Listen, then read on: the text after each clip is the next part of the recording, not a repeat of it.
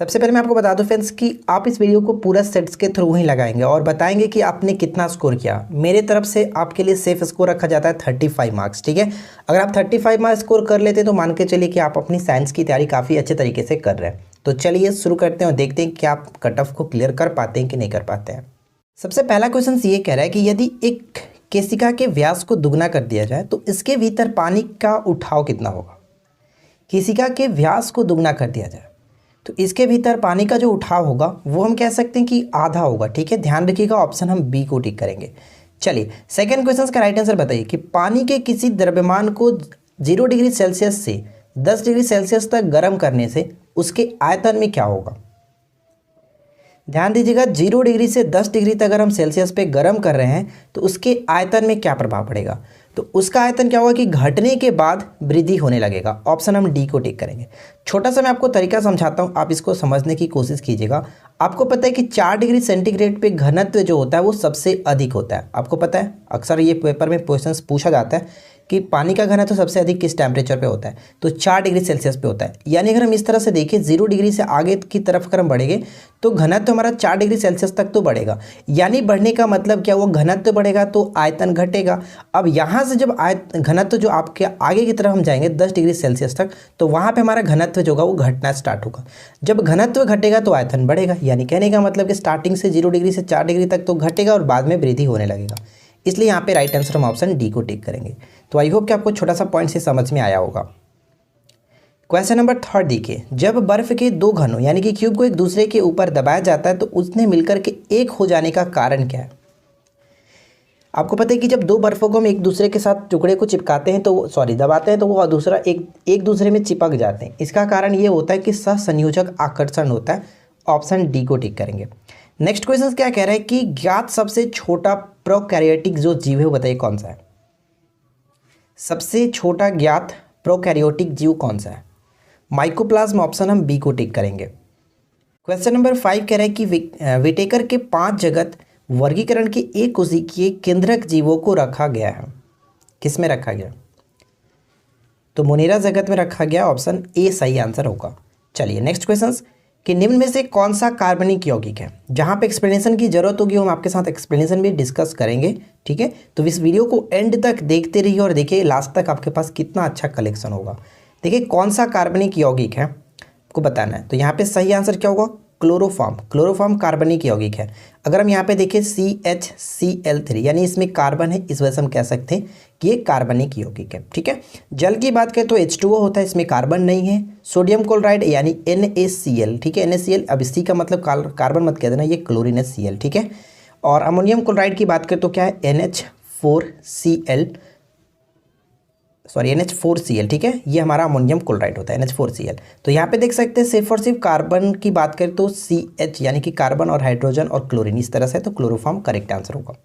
और यहाँ पे अक्सर एक क्वेश्चन भी पूछा था कि क्लोरोफॉर्म का सूत्र क्या होता है, तो ध्यान रखिएगा CHCl3।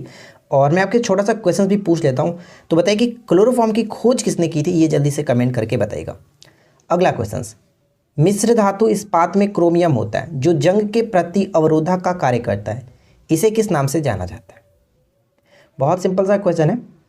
तो इसे हम लोग स्टेनलेस स्टील के नाम से जानते हैं। लेकिन क्वेश्चंस में सबसे ज़्यादा इंपॉर्टेंट ये पॉइंट्स हो सकता है कि जो स्टेनलेस स्टील है वो किनका किनका मिश्र धातु है, ठीक है। ये क्वेश्चंस बन सकते हैं। तो ध्यान रखिएगा, स्टेनलेस स्टील जो होता है क्रोमियम, लोहा और निकल, इन 3 चीज़ों को आप याद रखेंगे। क्रोमियम, लोहा और निकल का मिश्र धातु होता है। नेक्स्ट क्वेश्चन की निम्नलिखित में से कौन सा कथन सही है। निम्नलिखित में से कौन सा कथन सही है।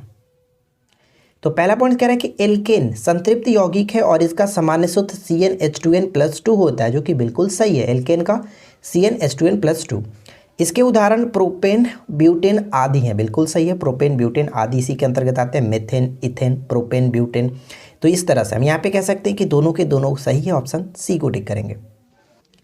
नेक्स्ट क्वेश्चन है कि निम्न में से कौन कार्बन का क्रिस्टलीय अपरूप नहीं है। निम्न में से कौन कार्बन का क्रिस्टलीय अपरूप नहीं है। तो राइट आंसर यहाँ पर हो जाएगा कोयला, ठीक है। कोयला कार्बन का क्रिस्टलीय अपरूप नहीं है। क्वेश्चन नंबर 10 है कि विटामिन सी के संदर्भ में निम्नलिखित कथनों पर विचार करें और कौन सा कथन सही है, आपके ये बताना है। तो बताइए कि विटामिन सी के संदर्भ में हमें देखना है कौन सा कथन सही है। तो चलिए हम एक एक करके देखने की कोशिश करते हैं। फर्स्ट पॉइंट क्या कह रहा है कि इसका रासायनिक नाम स्कर्बिक अम्ल, ठीक है, और इसका सबसे उत्तम स्रोत जो है वो आंवला होता है। तो ये दोनों के दोनों पॉइंट्स बिल्कुल सही है, ऑप्शन पॉइंट्स 1 जो है बिल्कुल करेक्ट है। सेकंड पॉइंट कि यह जल में घुलनशील है। तो सबसे पहले बात करते हैं कि कौन कौन से विटामिन जल में घुलनशील है। तो देखिए विटामिन को हम 2 श्रेणियों में बांटते हैं, यहाँ पे बी और सी, और एक तरफ हम कर सकते हैं ए, डी, ई और के, ठीक है, ये 4। तो यानी कि जो बी और सी होते हैं विटामिन बी कॉम्प्लेक्स में पूरा ले लीजिए, और सी हमारा विटामिन बी और सी जल में घुलनशील होता है, जबकि ए, डी, ई और के ये जो 4 विटामिन आप देख रहे हैं ये कह सकते हैं कि वसा में घुलनशील होता है। ये ध्यान रखिएगा, ये वसा में घुलनशील होता है जबकि ये जल में घुलनशील होता है, ठीक है। तो यहाँ पे कह रहा है कि यह जल में घुलनशील है, यानी विटामिन सी जल में घुलनशील है, बिल्कुल सही है। और इसकी कमी से शरीर में स्कर्वी हो सकता है, स्कर्वी रोग होता है इसी की कमी के कारण। तो दोनों के दोनों पॉइंट्स यहाँ पे सही हो जाते हैं, इसलिए हम ऑप्शन सी को टिक करेंगे, 1 और 2। क्लियर। चलिए नेक्स्ट क्वेश्चन से कि मोटर कारों में हेडलाइट का चकाचौंध हटाने के लिए प्रयोग किया जाता है। तो इसका सही आंसर होगा पोलराइड प्रयुक्त किए जाते हैं, पोलराइड कांच प्रयुक्त किया जाता है। नेक्स्ट वन, जिन पदार्थों में अनंत विद्युत प्रतिरोध होता है उन्हें हम कहते हैं, अनंत विद्युत प्रतिरोध होता है हम लोग कहते हैं विद्युत रोधी, ऑप्शन सी करेक्ट होगा। नेक्स्ट वन कह रहा है कि जीवाणु कोशिका में सूत्रकर्णिका की संख्या क्या होती है।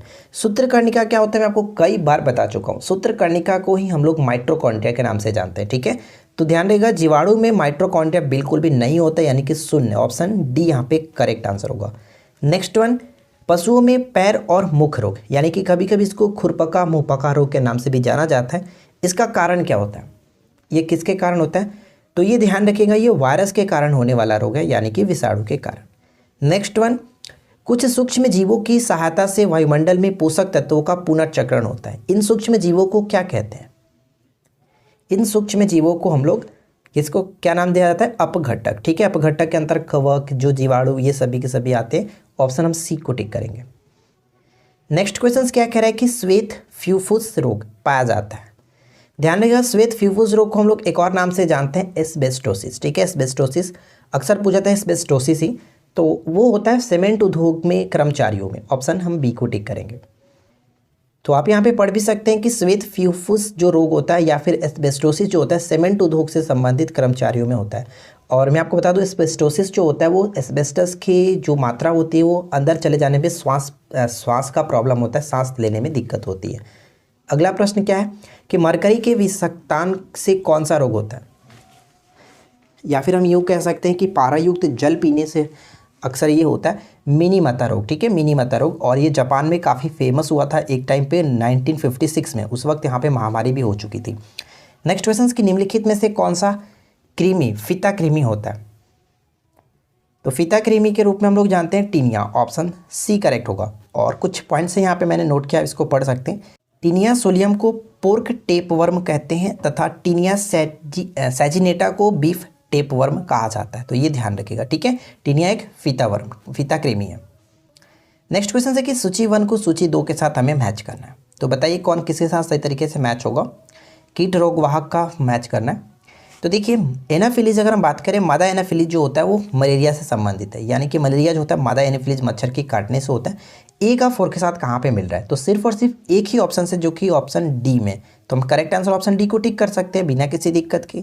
लेकिन अक्सर क्वेश्चंस में सिंगल करके भी पूछा जा सकता है, तो वो भी आप याद रखिएगा। देखिए अगर हम बात करें क्यूलेक्स, तो क्यूलेक्स मच्छर से कह सकते हैं कि फाइलेरिया जो होता है वो क्यूलेक्स मच्छर से, तो यहाँ पे बी सी को टिक करेंगे। से रेत मक्खी की बात करें जो उसको हम लोग सैंड फ्लाई के नाम से जानते हैं, और इसका संबंध कालाजार से होता है। कालाजार की वाहक होती है सैंड फ्लाई सिकता मच्छी, ठीक है। और सीसी मक्खी जो होती है इसको नींद की बीमारी हम कह सकते हैं, ट्रिप्नोसोमा आपने सुना होगा, तो ये होता है डी का 2 के साथ, तो इस तरह से हम कह सकते हैं ऑप्शन डी। नेक्स्ट वन बनता है कि निम्नलिखित जोड़ों में से किसका मेल सही बैठा है। तो बताइए कौन सही तरीके से मैच करता है। तो देखिए हम एक एक करके मैच करते हैं।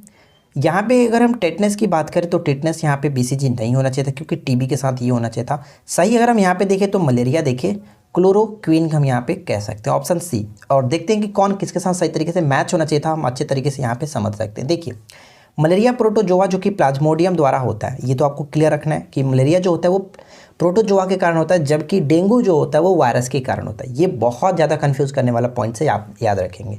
यह मच्छर द्वारा फैलता है, इसके उपचार के लिए क्लोरोक्विन का उपयोग किया जाता है, एक प्रकार की दवाई है, ध्यान रखेंगे। टेटनस के लिए डीपीटी का वैक्सीन दिया जाता है, जबकि टीबी के लिए वीसीजी का वैक्सीन दिया जाता है। स्कर्वी यहाँ पे देख सकते हैं विटामिन सी की कमी के कारण होता है, ऊपर में हम लोगों ने देखा था।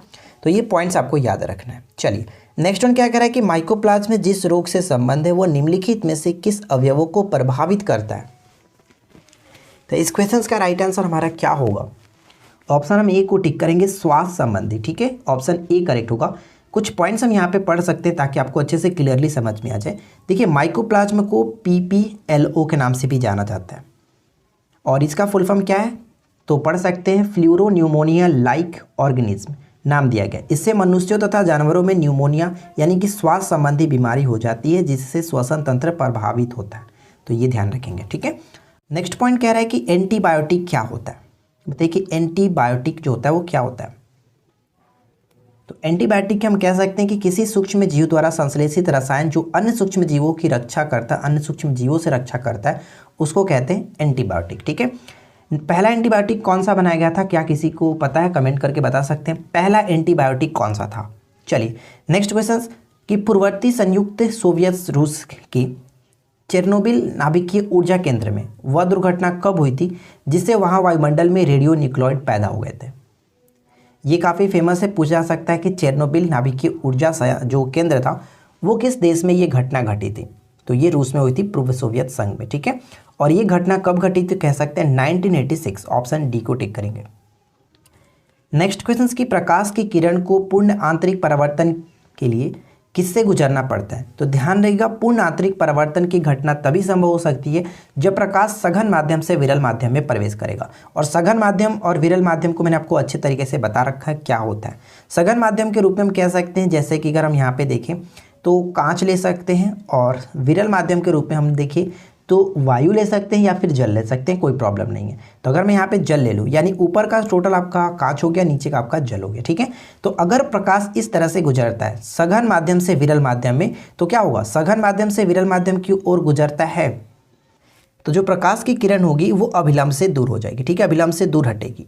और जब उल्टा होता है विरल से सघन में जाता है तो वो प्रकाश की यानी अभिलंब की ओर झुक जाती है। तो यहाँ पे हम कह सकते हैं कि पूर्ण आंतरिक परावर्तन तभी संभव है जब सघन से विरल में जाए, कांच से जल में जाए, यानी ऑप्शन हम ए को टिक करेंगे। नेक्स्ट पॉइंट बनता है कि वायुमंडल में सबसे प्रचुर अक्रिय गैस कौन सा है। तो सबसे प्रचुर अक्रिय गैस वायुमंडल में मौजूद है आर्गन, और आर्गन की मात्रा कितनी है 0.93%। ठीक है, 0.93%, ध्यान रखेंगे। चलिए आगे की तरफ बढ़ते हुए नेक्स्ट क्वेश्चन देखते हैं क्या कह रहे हैं। निम्न कथनों पर विचार कीजिए। फर्स्ट और सेकेंड पॉइंट्स को पढ़िए, बताइए कि उपरोक्त में से कौन सा कथन सही है। और ये काफ़ी इंपॉर्टेंट क्वेश्चन है, इसको आपने 12th क्लास में पढ़ा होगा। साइंस से अगर आपने 12th किया है तो आपको ये चीज़ पता होगा। तो फर्स्ट पॉइंट ये कह रहा है कि हाइड्रोजन स्पेक्ट्रम की व्याख्या सबसे पहले नील्स बोर ने की थी। बिल्कुल सही है। हाइड्रोजन स्पेक्ट्रम की 5 श्रेणियाँ हैं, लाइमन श्रेणी, बामर श्रेणी, पास्कन श्रेणी, ब्रैकेट श्रेणी और फुंड श्रेणी। ये सभी चीज़ें आपको काफ़ी अच्छी तरीके से डिटेल में पढ़ाई गई होगी। अगर यहाँ पे मैं डिस्कस करूँगा तो काफ़ी लंबा होगा। फिलहाल आप ये समझिए कि ये क्या चीज़ें होती है। ठीक है, तो ये नील बोर्स ने सबसे पहले हाइड्रोजन स्पेक्ट्रम के बारे में बताया था, बिल्कुल सही। और इनको 5 श्रेणियों में बांटा गया और 5 श्रेणियों के नाम आप यहाँ पे देख सकते हैं। तो कह सकते हैं कि दोनों के दोनों कथन सही है, इसलिए हम ऑप्शन सी को टिक करेंगे। चलिए नेक्स्ट क्वेश्चन क्या कह रहा है कि एल्युमिनियम को शुद्ध किया जा सकता है। एल्युमिनियम को शुद्ध किया जा सकता है, किस माध्यम से शुद्ध किया जाता है। तो विद्युत अपघटन के द्वारा शुद्ध किया जाता है, ऑप्शन सी करेक्ट होगा। अच्छा एक चीज़ बताइए कि एल्युमिनियम का सबसे प्रमुख अयस्क के रूप में किसे जाना जाता है। ठीक है, जल्दी से कमेंट कीजिए। नेक्स्ट क्वेश्चन ये कह रहा है कि स्थिर ताप पर किसी गैस का आयतन कम करने पर उसका दाब क्या होगा। उसका दाब जो होगा वो क्या होगा, बढ़ता है। ठीक है, ऑप्शन हम बी को टिक करेंगे, बढ़ता है। चलो मैं आपको अच्छे से समझा देता हूँ। यहाँ पे देखिए, स्थिर ताप पर किसी गैस का आयतन कम करने पर उसका दाब बढ़ता है। बॉयल के नियमानुसार हम कह सकते हैं कि स्थिर दाब पर किसी गैस के आयतन और दाब के व्युत्क्रमानुपाती संबंध होता है। यानी हम यहाँ पे कह सकते हैं कि P जो समानुपाती होता है 1/V के। ठीक है, अगर वॉल्यूम को हम बढ़ाएंगे तो प्रेशर हमारा, कहने का मतलब कि घटेगा, क्योंकि ये जस्ट दोनों एक दूसरे के व्युत्क्रमानुपाती होते हैं। तो हम इस तरह से भी लिख सकते हैं कि PV बराबर K, जो कि यहाँ पे आप देख सकते हैं लिखा गया। इसका मतलब कि ये आपका कॉन्सोनेंट है। ठीक है, तो अगर हम एक को बढ़ाएंगे तो एक हमारा ऑटोमेटिकली घट जाएगा। तो इस तरह से कह सकते हैं व्युत्क्रमानुपाती होता है, आयतन के कम होने पर दाब बढ़ जाएगा। तो इस तरह से आप याद रखिएगा। नेक्स्ट क्वेश्चन क्या कह रहा है कि प्रति अम्ल के रूप में प्रयोग किया जाने वाला क्षारक कौन सा है। एंटासिड के रूप में प्रयोग किया जाने वाला और वो कह सकते हैं कि मैग्नीशियम हाइड्रोक्साइड MgOH का होल ट्वाइस, ठीक है। और इसी को हम लोग मिल्क ऑफ मैग्नीशिया के नाम से भी जानते हैं, क्योंकि अक्सर पूछा जाता है कि मिल्क ऑफ मैग्नीशिया हम किसे कहते हैं, तो MgOH का होल ट्वाइस होता है, ठीक है। नेक्स्ट वन कि प्रतिरक्षण तकनीक का विकास किसने किया था? प्रतिरक्षण तकनीक का विकास किसके द्वारा किया गया था? Right answer will be option C, Edward Jenner, ठीक है। ऑप्शन सी को टिक करेंगे, एडवर्ड जेनर। चलिए आगे की तरफ बढ़ते हैं। नेक्स्ट वन कह रहा है कि वेंचुरीमीटर, ठीक है। वेंचुरीमीटर का प्रयोग किसके मापन के लिए किया जाता है? वेंचुरीमीटर का प्रयोग हम लोग तरल के प्रवाह की दर को मापने के लिए करते हैं। और यहाँ पे जो पॉइंट लिखा गया आप इसको अच्छे से समझ लीजिएगा कि वेंचुरीमीटर की सहायता से तरल के प्रवाह की दर ज्ञात की जाती है। और सबसे इंपॉर्टेंट पॉइंट ये कि ये जो वेंचुरीमीटर है किसके सिद्धांत पर कार्य करता है, तो बर्नौली प्रमेय के सिद्धांत पर आधारित है। यही सबसे इंपॉर्टेंट पॉइंट्स बन जाता है, तो ये चीज़ आपको ध्यान में रखना है, ठीक है। आगे बढ़ते हैं। नेक्स्ट क्वेश्चन की एक गुणवत्ता माप पैरामीटर के रूप में सीटेन संख्या का प्रयोग मुख्य रूप से किसकी गुणवत्ता मापने हेतु किया जाता है? तो ध्यान रहेगा, सीटेन संख्या की बात की जाती है। एक सीटेन संख्या होता है, एक ऑक्टेन संख्या होता है। ऑक्टेन संख्या से हम लोग पेट्रोल कह सकते हैं, जबकि सीटेन संख्या से हम लोग डीजल, यहाँ पे ऑप्शन हम सी को टिक करेंगे, डीजल की माप की जाती है। नेक्स्ट क्वेश्चन कि आइंस्टीन को निम्न में से उसे किस सिद्धांत के लिए नोबेल पुरस्कार दिया गया था? आइंस्टाइन को नोबेल प्राइज 1921 में दिया गया था, किस कार्य के लिए? तो प्रकाश विद्युत प्रभाव की खोज। ऑप्शन हम यहाँ पे बी को टिक करेंगे, प्रकाश विद्युत सिद्धांत के लिए। ऑप्शन हम बी को यहाँ पे टिक कर सकते हैं, ठीक है। नेक्स्ट क्वेश्चन क्या है कि निम्नलिखित में से विद्युत चुम्बकीय विकिरणों में से किसकी ऊर्जा अधिकतम होती है? तो बताइए कि विकिरण जो चुम्बकीय विकिरण है इसमें सबसे अधिकतम ऊर्जा किसकी होती है? देखिए, इसको समझने के लिए थोड़ा सा आपको मैं एक छोटा सा तरीका समझाना चाहता हूँ। एक्चुअली होता है कि अगर जिनका तरंगदैर्घ्य सबसे ज़्यादा होगा उसका ऊर्जा कहने का मतलब कि कम होगा, ठीक है। तो मैंने आपको एक बार बताया भी था कि इस तरह से, आइए हम यहाँ पे समझते हैं। देखिए GXUV इमरान मैंने लिखा है। अब इसका मतलब क्या मैं आपको समझाता हूँ, एक बार मैं आपको फिर से लास्ट में समझाऊंगा। यहाँ पे पहले समझिए थोड़ा सा। G का मतलब हम गामा किरण कह सकते हैं, X का मतलब एक्स रे, ठीक है। U का मतलब अल्ट्रा वायलेट रे और V का मतलब विजिबल रे। I का मतलब हो गया इंफ्रारेड, M का मतलब हो गया माइक्रोवेव और R का मतलब हो गया रेडियो वेव, ठीक है। और N मैंने यहाँ पे जस्ट AN लिखा है नाम को पूरा करने के लिए, इमरान, यानी GXUV इमरान, इस तरह से मैंने आपको याद कराया था। तो देखिए हम यहाँ पे कहने का मतलब ये हुआ कि ये जो क्रम लगाया गया ये बढ़ते हुए तरंगदैर्घ्य के रूप में। कहने का मतलब ये हुआ कि गामा किरण का जो तरंगदैर्घ्य है वो एक्स किरण के तुलना में कम है, यानी जस्ट हम आगे की तरफ बढ़ेंगे तो सभी का तरंग सबसे ज़्यादा होगा रेडियो तरंग का, ठीक है। रेडियो वेव्स का तरंगदैर्घ्य जो कि सबसे ज़्यादा होगा और गामा किरण का तरंगदैर्घ्य सबसे कम होगा। अब तरंगदैर्घ्य जिनका सबसे ज़्यादा है वहाँ पे ऊर्जा उनकी सबसे कम होगी। तो अगर हम यहाँ पे देखें अकॉर्डिंग टू ऑप्शन, तो सबसे कम यहाँ पे कह सकते हैं सबसे ज़्यादा जो ऊर्जा होगी वो एक्स किरण की होगी, क्योंकि इसका तरंगदैर्घ्य सबसे कम है। बात समझ में आई? जो सबसे कम जो कि तरंगदैर्घ्य होगा उसका ऊर्जा सबसे ज़्यादा होगा। तो आई होप कि आपको ये चीज़ समझ में आ गई होगी। आप चाहो तो इस ट्रिक को याद रख सकते हो। ये आगे की तरफ यानी कि तरंगदैर्घ्य का बढ़ता हुआ क्रम है, ठीक है। तरंगदैर्घ्य को बढ़ते हुए क्रम में सजाएगा और ये यहाँ से क्वेश्चंस अक्सर पूछे जाते हैं। काफ़ी कन्फ्यूजन्स वाला पॉइंट्स भी है, तो आप एक बार अच्छे से समझ लेंगे तो आपको कोई दिक्कत नहीं होगी। अगला क्वेश्चन कि पशुओं को दिया जाने वाला कौन सा दर्द निवारक भारत में गिद्धों के लगभग विलुप्त होने के लिए उत्तरदायी है? तो इस क्वेश्चन का राइट आंसर क्या होगा? राइट आंसर ऑप्शन डी को टिक करेंगे, डिक्लोफिनेक, ठीक है। डिक्लोफिनेक ऑप्शन डी को टिक कर सकते हैं। नेक्स्ट क्वेश्चन की यहाँ पे एक तरफ खोज करता दूसरी तरफ खोज से मिलान करना है, तो बताइए कौन किसके साथ सही तरीके से मैच होगा। तो चलिए हम यहाँ पे एक करके मैच करते हैं। अगर हम बात करें जेनर, तो जेनर का हम संबंध यहाँ पे देख सकते हैं टीकाकरण, ठीक है। चेचक के टीकाकरण से ये भी संबंधित भी थे। तो यहाँ पे ए का 3 के साथ यहाँ पर भी यानी सभी ऑप्शन से मिल रहा है। चलो आगे देखते हैं। वाटसन की बात करें तो यहाँ पे द्विकुंडली के साथ कह सकते हैं, बी का 4 के साथ यहाँ पर मिल रहा है, तो यहाँ पर भी तो मिल ही रहा है। चलो आगे देखते हैं। नेक्स्ट पॉइंट है कि लैंडस्टेनर, और लैंडस्टेनर में आपको बताया था कि कार्ल लैंडस्टेनर ने रक्त समूह की खोज की थी, ठीक है। रक्त समूह ए, बी, ओ और ए बी, ये 4 ब्लड ग्रुप की खोज किसके द्वारा की गई थी? कार्ल लैंडस्टेनर के द्वारा। इन कार्य के लिए नोबेल प्राइज भी इनको दिया गया था, ठीक है। फ्लेमिंग की बात करें तो पेनिसिलिन, ठीक है। पेनिसिलिन यानी कि डी का 2 के साथ, तो डी का 2 के साथ यहाँ पे मिल रहा है। करेक्ट आंसर ऑप्शन हम सी को टिक कर सकते हैं। बात समझ में आई? चलिए नेक्स्ट क्वेश्चन क्या कह रहा है, ध्यान दीजिएगा कि CaOCl2 का सामान्य नाम क्या है? CaOCl2 का सामान्य नाम क्या है? तो इसको हम कहते हैं ब्लीचिंग पाउडर, ठीक है। ब्लीचिंग पाउडर को ही CaOCl2 के नाम से जाना जाता है। उच्चतम आयनन ऊर्जा वाला बताइए कि कौन सा तत्व कौन सा है? उच्चतम आयनन ऊर्जा वाला तत्व कौन सा है? तो यहाँ पे हम ऑप्शन बी को टिक करेंगे, हीलियम। ठीक है, helium option B correct answer होगा। हम यहाँ पे पढ़ भी सकते हैं कि समृद्ध कोश इलेक्ट्रॉनिक विन्यास के कारण उत्कृष्ट गैसों के आयनन विभव बहुत ऊंचे होते हैं। दिए गए विकल्प में अगर हम देखें तो हीलियम जो कि आयनन ऊर्जा में सबसे अधिक होगा, क्योंकि ये उत्कृष्ट गैसों की श्रेणी में आता है। क्लियर। अगला क्वेश्चन, वस्तु का संवेग किन कारकों पर निर्भर करता है? वस्तु का संवेग जो है वो किन कारकों पर निर्भर करता है? मोमेंटम कह सकते हैं संवेग को इंग्लिश में। तो आपको पता है कि P बराबर क्या होता है, mv। अधिकतर तो फॉर्मूले से ही चीज़ें निकल जाती है। देखिए P बराबर क्या होता है, मास गुने वेलोसिटी। तो हम यहाँ पे कह सकते हैं कि वस्तु के द्रव्यमान पर निर्भर करता है, साथ ही साथ वस्तु की गति पर निर्भर करता है।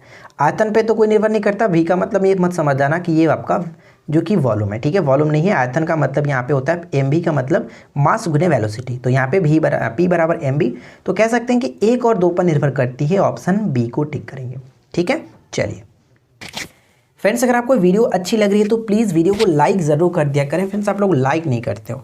अगला प्रश्न कि एक परमाणु के अंदर एक इलेक्ट्रॉन की संपूर्ण ऊर्जा कितनी होती है? एक परमाणु के अंदर एक इलेक्ट्रॉन की संपूर्ण ऊर्जा, इलेक्ट्रॉन तो ऑलरेडी निगेटिव चार्ज होता है, तो शून्य से कम का मतलब क्या हुआ, निगेटिव चार्ज, यानी ऑप्शन डी को टिक करेंगे। अगला प्रश्न कि मिट्टी के अपमार्जक कौन होते हैं? मिट्टी के अपमार्जक के रूप में हम लोग किसे जानते हैं? जीवाणु को। ठीक है, मिट्टी के अपमार्जक के रूप में जीवाणु को जाना जाता है। अगला प्रश्न, मानव शरीर में निम्नलिखित हार्मोनों में से कौन सा रक्त कैल्शियम और फॉस्फेट को विनियमित करता है? कैल्शियम और फॉस्फेट को विनियमित करता है। पराउटू हार्मोन कह सकते हैं, यानी कि parathyroid hormone. Option C correct होगा। काफ़ी इंपॉर्टेंट क्वेश्चन है। नेक्स्ट क्वेश्चन की किण्वन का अंतिम उत्पाद जब शर्करा कच्चे माल के रूप में प्रयुक्त होती है? किण्वन का अंतिम उत्पाद क्या है जब शर्करा कच्चे माल के रूप में प्रयुक्त होता है? तो एल्कोहल और CO2, carbon dioxide. Next question की निम्न में से किस ऊतक में कठोर कोशिका भित्ति पाई जाती है? कठोर कोशिका भित्ति पाई जाती है किसमें? तो स्क्रेलन काइमा को टिक करेंगे, स्क्रेलन काइमा। ऑप्शन हम यहाँ पे बी को टिक करेंगे। ठीक है, नेक्स्ट क्वेश्चन की हरित गृह प्रभाव क्या है? हरित गृह प्रभाव क्या है? ग्रीन हाउस इफेक्ट क्या है?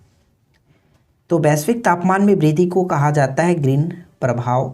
ठीक है, हरित गृह प्रभाव। ऑप्शन ए करेक्ट होगा, जिसमें सबसे मुख्य जिम्मेदार होता है कार्बन डाइऑक्साइड।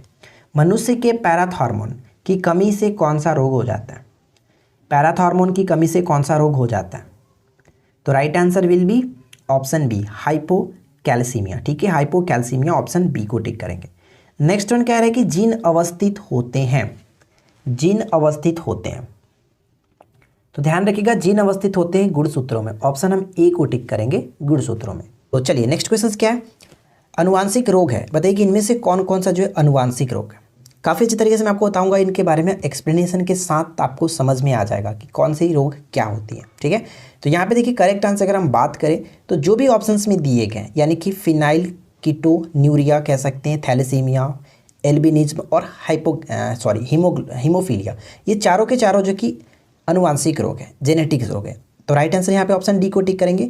अब एक एक करके समझ लेते हैं कि ये चारों रोग जो है वो क्या क्या चीज़ें होती हैं। सबसे पहला पॉइंट्स क्या था कि फिनाइल कीटोन्यूरिया जन्मजात होने वाला रोग है। यह रोग फिनाइल एलानिन हाइड्रोक्लिसेज की कमी के कारण होता है। इसके कारण रुधिर में फिनाइल एलानिन की सांद्रता बढ़ जाती है, जिससे कि कारण क्या होता है कि दिमाग के विकास में बाधा उत्पन्न होती है। तो पहला पॉइंट्स क्लियर।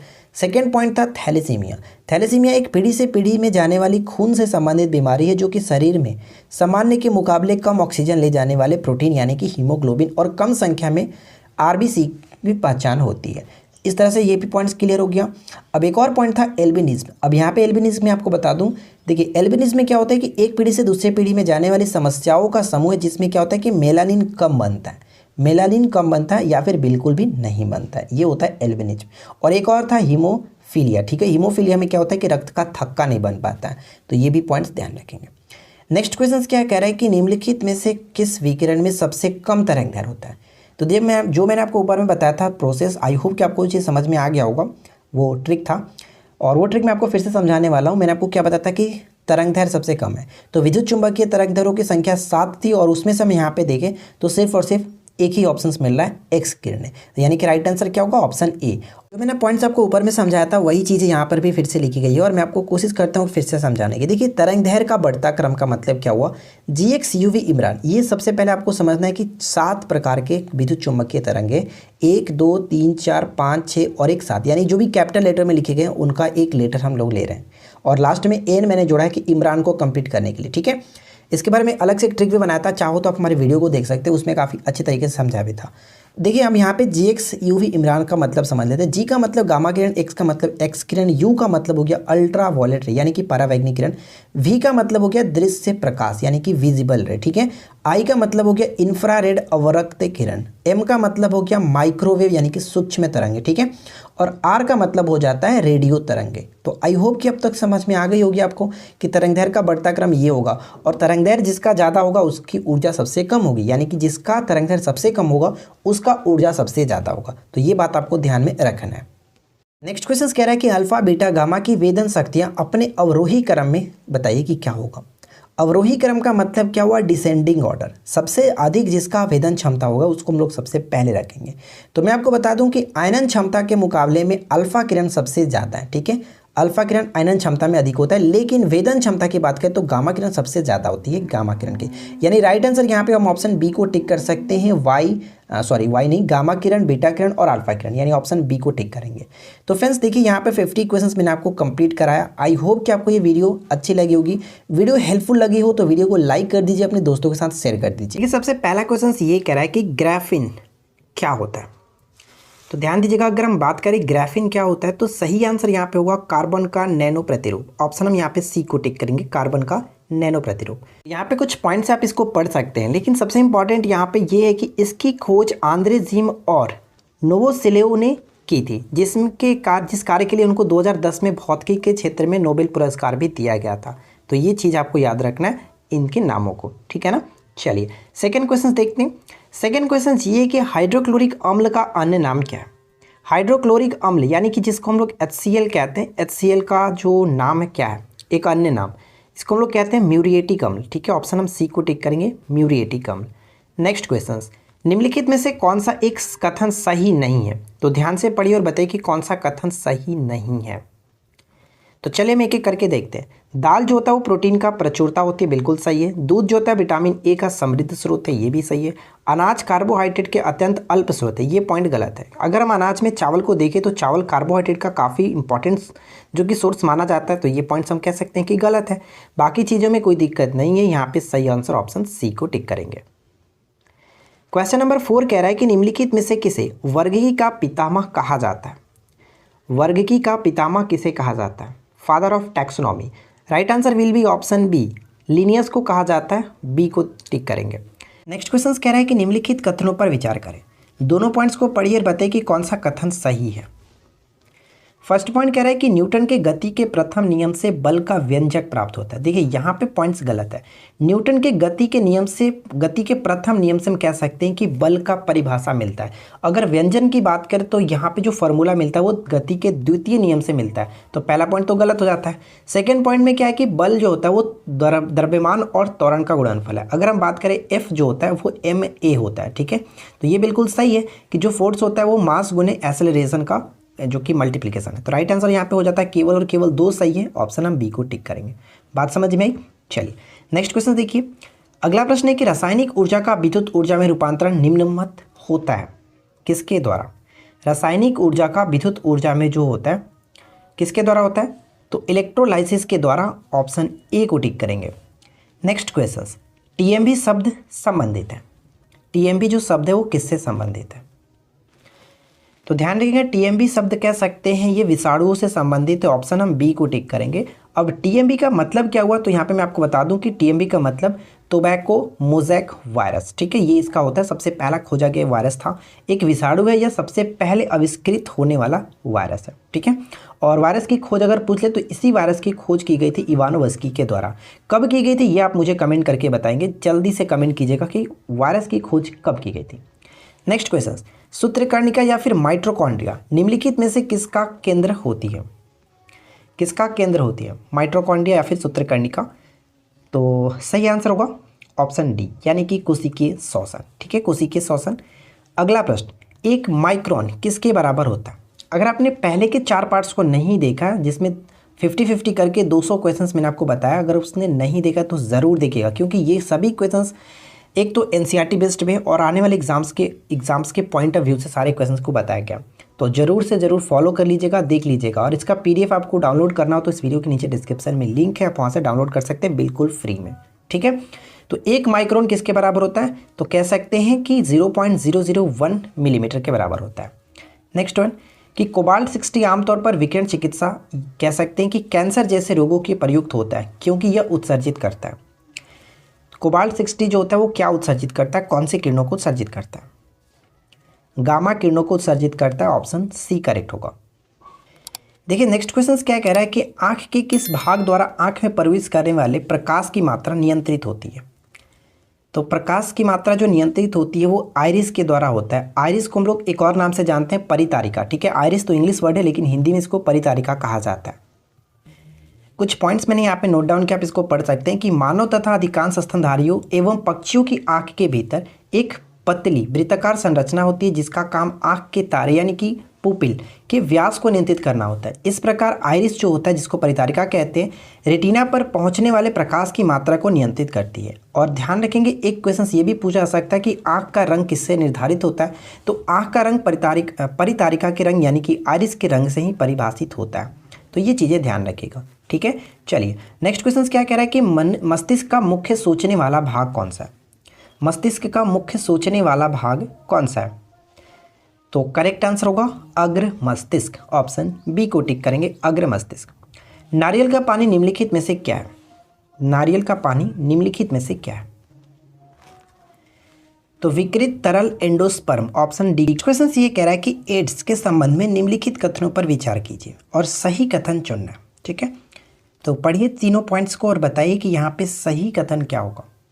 देखिए फर्स्ट पॉइंट कह रहा है कि एड्स का पूर्ण रूप एक्वायर्ड इम्यूनो डिफिशियंसी सिंड्रोम, बिल्कुल सही है।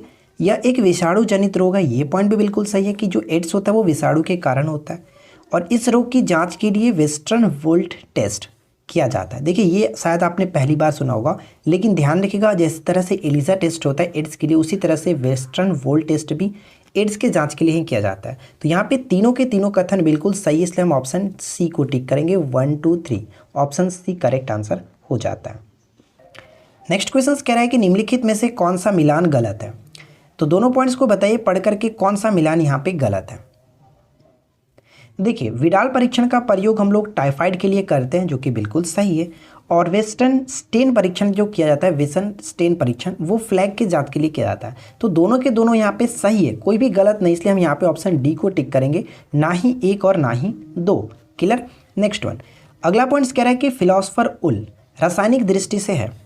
फिलोसफर उल जो है यशद पुष्प रासायनिक दृष्टि से क्या है? तो यहाँ पे हम कह सकते हैं कि जिंक ऑक्साइड जो होता है इसको हम लोग फिलोसफर उल के नाम से भी जानते हैं। सौर ऊर्जा का सबसे बड़ा यौगिकीकरण कौन करता है? सौर ऊर्जा का सबसे बड़ा यौगिकीकरण कौन करता है? हरे पेड़ पौधे जो होते हैं वो सबसे बड़ा यौगिकीकरण होते हैं। नेक्स्ट क्वेश्चन कि हरगोविंद खुराना को किस आविष्कार के लिए सम्मानित किया गया? हरगोविंद खुराना को किस आविष्कार के लिए सम्मानित किया गया? तो यहाँ पे सही आंसर होगा कि प्रोटीन संश्लेषण के लिए। ठीक है, प्रोटीन संश्लेषण के लिए ऑप्शन ए सही होगा। नेक्स्ट वन कि कौन सा हार्मोन लड़ो उड़ो हार्मोन कहलाता है? लड़ो उड़ो हार्मोन के नाम से किसे जाना जाता है? और वो हार्मोन है एड्रीनेलिन हार्मोन। ठीक है, ऑप्शन बी को टिक करेंगे, एड्रीनेलिन हार्मोन। देखिए छोटा सा पॉइंट यहाँ पे क्या है कि एड्रीनेलिन जिसे हम लोग एस्पिनेफ्रिन के रूप में भी जाना जाता है, यह एक हार्मोन और दवा है जो आंत संबंधी कार्यों को नियंत्रित करने में शामिल है। अगला क्वेश्चन कि जब किसी धातु में विद्युत धारा प्रवाहित की जाती है तो क्या होता है? जब किसी धातु में विद्युत धारा प्रवाहित की जाती है तो उसमें क्या होता है? तो उसमें क्या होता है कि धातु का ताप बढ़ जाता है, यानी हम ऑप्शन ए को टिक करेंगे, धातु का ताप बढ़ जाता है। नेक्स्ट क्वेश्चन, वस्तुओं का आवेशन किसके स्थानांतरण के फलस्वरूप होता है? वस्तुओं का आवेशन किसके स्थानांतरण के फलस्वरूप होता है? तो यहाँ पे करेक्ट आंसर क्या होगा? वस्तुओं का आवेशन जो होता है उस पर इलेक्ट्रॉन के कारण होता है, ऑप्शन ए सही आंसर है। प्रत्यावर्ती धारा को दृष्ट धारा में परिवर्तित किया जाता है किसके द्वारा? ये क्वेश्चंस भी कई बार एग्जाम्स में पूछा गया। तो प्रत्यावर्ती धारा को दृष्ट धारा में रेक्टिफायर के द्वारा बदला जाता है, सी करेक्ट होगा। नेक्स्ट वन देखिए क्या कह रहा है कि किसके द्वारा वह कोशिका अंग है, यानी कि वो कोशिका अंग कौन सा है जिसमें श्वसन और ऊर्जा उत्पादन जैसी जैविक रासायनिक प्रक्रियाएं होती हैं। काफ़ी इंपॉर्टेंट क्वेश्चन है, बताइए। तो इसका सही आंसर है माइटोकॉन्ड्रिया व कोशिका अंग है। ठीक है, माइटोकॉन्ड्रिया व कोशिका अंग है जिसमें श्वसन और ऊर्जा उत्पादन होता है। आपको पता है कि माइटोकॉन्ड्रिया को कोशिका का पावर हाउस भी कहा जाता है। ठीक है, नेक्स्ट क्वेश्चन क्या है कि निम्नलिखित में से कौन सी कोशिका अंगक कोशिकीय श्वसन के लिए उत्तरदायी है। तो जस्ट अभी ऊपर में आपने देखा कोशिकीय श्वसन के लिए उत्तरदायी कौन सा है, तो सूत्रकर्णिका, जिसको हम लोग माइटोकॉन्ड्रिया कहते हैं, सूत्रकर्णिका। नेक्स्ट क्वेश्चन क्या कह रहा है कि निम्नलिखित में से किसके मध्य साइनेप्स, ठीक है, सिनेप्स इंग्लिश में इसको साइनेप्स कहते हैं, साइनेप्स अंतराल स्थित होता है। और ये क्वेश्चन बहुत ज़्यादा इंपॉर्टेंट है, याद रखिएगा। सिनेप्स अंतराल जो होता है वो क्या होता है, कभी कभी डायरेक्ट क्वेश्चन पूछा जाता है कि दो तंत्रिका कोशिकाओं के मध्य अंतराल को हम लोग किस नाम से जानते हैं, तो उसको हम लोग सिनेप्स कहते हैं। ठीक है, ऑप्शन हम यहाँ पे ए को टिक करेंगे, साइनेप्स कहा जाता है, ए करेक्ट आंसर होगा। अगला प्रश्न क्या है कि एक कोशिकीय जीव कैसे प्रजनन करता है। एक कोशिकीय जीव कैसे प्रजनन करता है, कोशिका विभाजन के थ्रू। ठीक है, ए करेक्ट होगा, कोशिका विभाजन के थ्रू। नेक्स्ट वन की निम्नलिखित विटामिनों पर विचार कीजिए। निम्नलिखित विटामिनों पर विचार कीजिए और आपको बताना कि उपरोक्त में से कौन सा विटामिन जो कि जल में विलय, ध्यान दीजिएगा, जल में विलय आपको बताना है कौन कौन से विटामिन है जो कि जल में घुलनशील है। तो देखिए आपको पता है कि जल में घुलनशील विटामिन बी और सी होता है। ठीक है, बी और सी, बी में बी कॉम्प्लेक्स के सभी और सी विटामिन, और वसा में घुलनशील विटामिन मैं आपको कई बार बता चुका हूँ, ए, डी, ई और के। ठीक है, ये जो चार विटामिन है वो कह सकते हैं कि वो वसा में घुलनशील है, लेकिन हमें यहाँ पे बताना है कि जल में घुलनशील। देखिए बी और सी यानी कि बी के सभी कॉम्प्लेक्स, तो नियासिन जो होता है वो B3 होता है, यानी कि ये घुलनशील है। पैराडॉक्सिन की बात करें तो ये B6 है, ये भी घुलनशील होगा। राइबोफ्लेविन की बात करें तो राइबोफ्लेविन हम B2 कहते हैं, ये भी घुलनशील होगा। और थायमिन की बात करें तो थायमिन B1 है। तो यानी कि ये बी सभी के सभी बी कॉम्प्लेक्स के बी आता है, तो ये जल में घुलनशील होगा, यानी ऑप्शन हम डी को टिक करेंगे, 1 2 3 4। ठीक है, क्लियर। नेक्स्ट क्वेश्चन से कि निम्नलिखित में से कौन सा रोग विषाणुओं के कारण नहीं होता है। विषाणुओं के कारण नहीं होता है, तो यहाँ पे करेक्ट आंसर क्या होगा कि विषाणुओं के कारण नहीं होता है। Right answer will be option ए, हैजा जो होता है वो जीवाणु के कारण होता है। ठीक है, और हैजा से प्रभावित अंग की अगर हम बात करें तो आंत प्रभावित होता है, ध्यान रखिएगा। मानव के जठर का छोटी आंत में खुलने वाला मुख क्या कहलाता है, इसको हम लोग क्या कहते हैं, इसको पाइलोरस कहते हैं। ठीक है, पाइलोरस, ऑप्शन डी करेक्ट है। नेक्स्ट क्वेश्चन कह रहा है कि एमॉक्सिसिलिन निम्न का अर्ध कृत्रिम संसाधन है। एमॉक्सिसिलिन, तो इस क्वेश्चन का करेक्ट आंसर हो जाता है ऑप्शन ए, पेनिसिलिन। ठीक है, पेनिसिलिन का ही अर्ध कृत्रिम संसाधन है। अगला क्वेश्चन, 18 ग्राम पानी में क्या क्या होता है बताइए।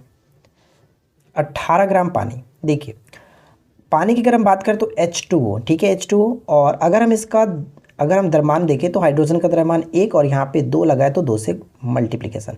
8 होता है ऑक्सीजन, यानी कि अगर हम 8 जो होता है एटॉमिक नंबर, तो इसका एटॉमिक मास कितना होगा, 16 होगा, यानी कि अप्रॉक्सीमेटली जो होता है 16, तो 2 और 8, 16 और 8 को जोड़ेंगे तो 18, यानी इस तरह से। तो यहाँ पे देखिए अगर हम हाइड्रोजन की बात करें तो हाइड्रोजन के कितने अणु हुए, तो 1 × 2, हाइड्रोजन तो 1 होता है, यानी कि 2 ग्राम परमाणु, हाइड्रोजन के 2 ग्राम परमाणु, ऑप्शन हम बी को टिक करेंगे। बात समझ में आई, चलिए नेक्स्ट क्वेश्चन क्या कह रहा है। नेक्स्ट क्वेश्चन ये है कि निम्नलिखित कथनों में से कौन सा कथन स्तनधारियों के लिए सत्य नहीं है। स्तनधारियों के लिए सत्य नहीं है। उनके शरीर पर बाल होते हैं, सही है। उनमें कुछ अंडे देते हैं, जैसे कि प्लेटिपस जो होता है, आपको पता है प्लेटिपस अंडे देने वाला एक स्तनधारी है। ठीक है, और यहाँ पे बिल्कुल सही है। उनके हृदय में 3 कोष्ठक होते हैं, देखिए 3 कोष्ठक नहीं होता है, 4 कोष्ठक होते हैं। यहाँ पे हम करेक्ट आंसर ऑप्शन सी को टिक करेंगे, जो कि गलत है, सत्य नहीं है। ठीक है ना। नेक्स्ट क्वेश्चन ये कह रहा है कि ग्लाइकोलिसिस का अंतिम उत्पाद क्या होता है। तो ध्यान रखेंगे ग्लाइकोलिसिस का अंतिम उत्पाद जो होता है पायरुविक एसिड। ठीक है, पायरुविक अम्ल, ऑप्शन सी करेक्ट आंसर है। नेक्स्ट क्वेश्चन कि निम्नलिखित में से किस वैज्ञानिक ने पहली बार जीवित कोशिका के लिए प्रोटोप्लाज्म, यानी कि हम कह सकते हैं जीव द्रव्य, ठीक है, इंग्लिश में इसको प्रोटोप्लाज्म, हिंदी में जीव द्रव्य कहा जाता है, शब्द का प्रयोग किया था। तो प्रोटोप्लाज्म जो शब्द का प्रयोग किसके द्वारा किया गया था, पुरकिंजे के द्वारा, ऑप्शन सी को टिक करेंगे, पुरकिंजे के द्वारा। नेक्स्ट वन क्या है कि लाइसोसोम को उनके खालिस्तान की वजह से आत्मघाती थैली के रूप में जाना जाता है। कभी कभी तो डायरेक्ट भी पूछा जाता है कि आत्महत्या की थैली के रूप में किसे जाना जाता है, लाइसोसोम को जाना जाता है। तो किस कार्य के लिए, किस कारण से, तो सही आंसर यहाँ पे होगा हाइड्रोलिटिक एंजाइम के कारण, हाइड्रोलिटिक एंजाइम की वजह से आत्मघाती थैली के रूप में जाना जाता है। ठीक है, एक छोटा सा क्वेश्चन पूछता हूँ, लाइसोसोम की खोज किसने की थी, बताइएगा। अगला क्वेश्चन देखिए क्या कह रहा है कि दिए गए विकल्प में से उस ऊतक की पहचान करें जिनकी कोशिकाएं गाढ़े साइटोप्लाज्म, सेलोज की पतली दीवार और रिक्तियों की प्रधानता वाली होती हैं। तो इसका राइट आंसर क्या होगा, करेक्ट आंसर क्या होगा, ऑप्शन डी, यानी कि पेरेनकाइमा, ऑप्शन डी को टिक करेंगे। नेक्स्ट क्वेश्चन क्या है कि किसी परमाणु के परिक्रमण कर रहे किसी इलेक्ट्रॉन की ऊर्जा कितनी होती है। किसी परमाणु में परिक्रमण कर रहे किसी इलेक्ट्रॉन की ऊर्जा कितनी होती है। तो आपको पता है कि इलेक्ट्रॉन पे चार्ज क्या होता है, निगेटिव। निगेटिव होने का मतलब कह सकते हैं कि कभी भी धनात्मक नहीं हो सकती है, इलेक्ट्रॉन धनात्मक नहीं हो सकती, यानी कि ऑप्शन हम सी को टिक करेंगे। ठीक है, अगला क्वेश्चन कि किसी परमाणु का रासायनिक व्यवहार निर्भर करता है, किसी परमाणु का रासायनिक व्यवहार निर्भर करता है किस पर, तो यहाँ पे सही आंसर क्या होगा, ऑप्शन सी, यानी कि हम कह सकते हैं कि न्यूक्लियस के गिर्द घूम रहे इलेक्ट्रॉनों की संख्या पर निर्भर करता है कि उसका रासायनिक व्यवहार किस तरह से होगा। अगला क्वेश्चन, निम्नलिखित में से कौन सी संख्या इलेक्ट्रॉन की अधिकतम संख्या जो एम सेल में मौजूद रह सकती है, बताइए, एम सेल में मौजूद रह सकती है। आपने डेफिनेटली एक पढ़ा होगा KLMN इस तरह से, ठीक है, यानी कि 2, 8, 18, 32 इस तरह से आपको पता होगा, याद रखा जाता है। एम सेल में अधिकतम कितने, 18 रह सकते हैं, 18 इलेक्ट्रॉन। तो राइट आंसर यहाँ पे क्या होगा, ऑप्शन हम सी को टिक करेंगे, ध्यान रखिएगा। क्लियर, चलिए अगला क्वेश्चन क्या है। नेक्स्ट है कि पानी से भरी डाट लगी बोतल जमने पर टूट जाएगी, इसका कारण क्या है, क्यों टूट जाएगी। कई बार हम इस क्वेश्चन के बारे में डिस्कस कर चुके हैं कि ठंडी प्रदेशों में पाइप की लाइनें फट जाती है, इसका कारण क्या है। तो उसका कारण यही है कि जमने पर जल का आयतन जो होता है वो बढ़ जाता है और इसके कारण से बोतल फट जाएगा, पाइप फट जाएगा, इसी कारण होता है, यही कारण से। ठीक है, नेक्स्ट वन देखिए क्या है कि निम्नलिखित में से किस में ऋणात्मक आवेश होता है, निम्नलिखित में से किस में ऋणात्मक आवेश होता है। तो आपको पता है कि ऋणात्मक आवेश अगर हम बात करें तो बीटा जो कर्ण होता है, बीटा कर्ण बिल्कुल इलेक्ट्रॉन की प्रवृत्ति का ही होता है, तो इस पर भी हम कह सकते हैं कि इलेक्ट्रॉन की तरह ही ऋणात्मक आवेश होता है, सी को टिक करेंगे। क्लियर, नेक्स्ट वन देखिए, अगला पॉइंट्स क्या है कि हाइड्रोजन के एक परमाणु में न्यूट्रॉनों की संख्या कितनी होती है। हाइड्रोजन के एक परमाणु में न्यूट्रॉनों की संख्या, तो न्यूट्रॉनों की संख्या हाइड्रोजन में बिल्कुल भी नहीं होता है, ऑप्शन बी को टिक करेंगे, 0 होता है। नेक्स्ट क्वेश्चन, परमाणु संरचना का मॉडल किसने विकसित किया था, परमाणु संरचना का मॉडल किसने विकसित किया था। Right answer will be option A, Bohr और Rutherford, option A correct answer है। देखिए नेक्स्ट क्वेश्चन ये कह रहा है कि हीलियम परमाणु जब इलेक्ट्रॉन खोता है तब यह बनता है। इलेक्ट्रॉन खोने का मतलब क्या हुआ, इलेक्ट्रॉन जब भी हटेगा तो उस पर एक हम कह सकते हैं कि एक प्लस आइकन लगता है। अब इसका मतलब ये हुआ कि जिस तरह से आपको पता है कि हाइड्रोजन हीलियम, हीलियम का एटॉमिक नंबर 2 होता है, लेकिन अगर इस तरह से लगा हुआ है तो इसका मतलब कि ये एक हुआ। फॉर एग्जाम्पल एक और मैं आपको समझाता हूँ, अगर हम मानते हैं कि सोडियम जो होता है वो कितना होता है, सोडियम इस तरह से देखें तो ये 11 है, लेकिन अगर मैं इस पर प्लस आयन लगा दूँ तो इसका मतलब ये हुआ कि इसने एक इलेक्ट्रॉन को खो दिया है। प्लस लगने का मतलब कि एक इलेक्ट्रॉन को इसने खो दिया है। तो अब इसकी अगर हम बात करें तो ये कितना होगा, 10 ही होगा, इस तरह से। तो अब यहाँ पे अगर हम क्वेश्चन को समझे, हीलियम परमाणु जब इलेक्ट्रॉन खोता है, ध्यान रखिएगा खोता है, तब यह क्या बनता है, जब इलेक्ट्रॉन खोएगा तो कहने का मतलब कि ये इस प्रवृत्ति का हुआ, हीलियम धनात्मक आयन, हीलियम धनात्मक हीलियम आयन बनेगा। प्लस मतलब लग गया तो इस पर एक आयन लग गया, और आयन लगने का मतलब कि धनात्मक आयन लगा, जब खोता इलेक्ट्रॉन तो उस पर प्लस का साइन लगता है। तो करेक्ट आंसर यहाँ पे क्या होगा, ऑप्शन हम डी को टिक करेंगे। बात समझ में आ गई। चलिए नेक्स्ट क्वेश्चन क्या कह रहा है कि ब्रायोफाइटा प्रकाश संश्लेषित तो होते हैं परंतु उनमें संवहनी ऊतक और वास्तविक जड़ें नहीं होती हैं। इस विशेषता के कारण वे निम्नलिखित में से किसके सदृश होते हैं। ये काफ़ी इंपॉर्टेंट क्वेश्चन होगा, याद रखेंगे।